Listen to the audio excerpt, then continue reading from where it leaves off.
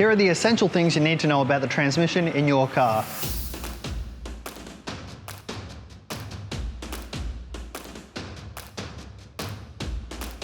The transmission fitted to your vehicle transmits drive from the engine to the wheels. These transmissions can come in many forms, including automatic, manual, semi-automatic, constantly variable, and dual clutch. Although the configurations vary, they do the same thing and they all require periodic maintenance.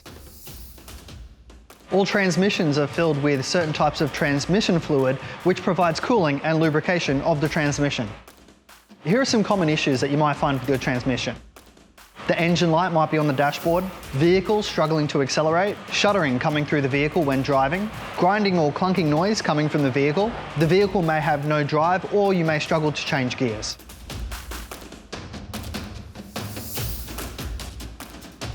The cost of carrying out a transmission repair or replacement varies from make to model. Basic repairs can cost between $200 to $500 plus, though if extensive repairs or replacement is required, this could be into the thousands of dollars. AutoGuru lets you book in transmission inspections, repairs and replacements. You can even pay it off in full using Afterpay for up to $1,200. Visit autoguru.com.au.